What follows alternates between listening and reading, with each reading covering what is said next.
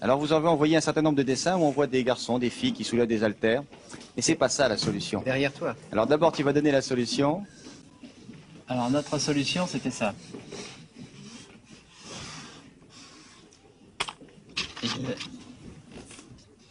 Ça se passe aux os, hein. Oui. Ah. Il va prendre la température de... Ouf. à la girafe. Voilà.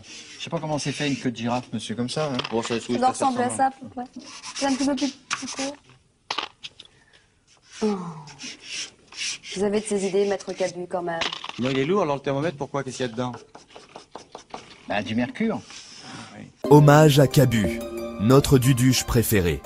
Difficile de parler de Cabu sans être submergé par un flot d'émotions.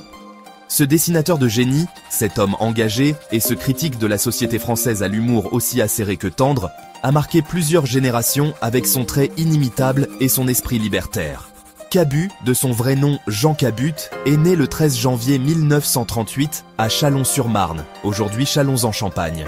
Ce fils d'un boulanger, amoureux du dessin depuis son plus jeune âge, a laissé une empreinte indélébile sur la bande dessinée, le dessin de presse et la culture populaire française. De Châlons à la caricature, les jeunes années. Dès son adolescence, Jean montre un intérêt profond pour l'art et une envie de croquer la vie autour de lui, au sens propre comme au figuré. Son talent pour le dessin le pousse à collaborer très jeune avec des journaux locaux. Il est également très marqué par l'après-guerre, une période où la reconstruction sociétale nourrit son antimilitarisme naissant. Sa formation à l'école Estienne à Paris le mène à parfaire son style, épuré, efficace et expressif. Mais c'est au début des années 1950 que la vie de Cabu bascule. À seulement 16 ans, il remporte son premier concours de dessin. Cet événement lance sa carrière et lui permet d'entrer dans le monde du dessin de presse. L'antimilitarisme, une révolte de jeunesse. Son engagement contre le militarisme se cristallise lors de son service militaire en Algérie, une expérience qu'il juge traumatisante et absurde. C'est là-bas qu'il commence à créer des dessins satiriques sur l'armée et la guerre, un thème qui restera omniprésent dans son œuvre. Pour Cabu, l'armée n'était qu'une machine à broyer les individus et à engendrer la violence, des idées qu'il combattra tout au long de sa vie. Avec son antimilitarisme exacerbé, il met en scène des soldats grotesques et caricaturaux dans ses dessins, les rendant tour à tour ridicules, cruels ou pathétiques. Les débuts à Charlie Hebdo et l'esprit libertaire Cabu fait partie des fondateurs de Charlie Hebdo, cet hebdomadaire satirique qui deviendra le symbole de la liberté d'expression en France. Dès les années 1970, aux côtés de géants comme Wolinski, Reiser, Choron et Cavana, il impose son style et son ton unique. Sa création la plus célèbre, le Grand Duduche, devient rapidement un personnage culte. Ce lycéen rêveur, un brin gauche, est une critique douce amère de la société et de la jeunesse d'après-guerre. Au-delà de Duduche, Cabu donne vie à une multitude de personnages et d'univers. Il s'attaque à tous les travers de la société, les politiques, les notables, les bourgeois coincés et les extrémistes de tout poil. Avec un esprit libertaire à toute épreuve, il dénonce les injustices et les hypocrisies de son époque. Cabu et ses amis, un cercle de génie Cabu, n'était pas seulement un immense artiste, il était aussi un ami fidèle et un collaborateur inspirant. Avec Wolinski, Reiser, Cavana et les autres, ils forment une bande de génies qui réinvente la caricature et le dessin de presse en France. Leur humour caustique, souvent controversé, est aussi un puissant outil de réflexion. Ensemble, ils ont réussi à faire de Charlie Hebdo bien plus qu'un simple journal, un véritable lieu de liberté. Un héritage inoubliable. Cabu, c'était la voix de ceux qui n'en avaient pas. Il était le reflet de ses contemporains, mais aussi leur miroir critique.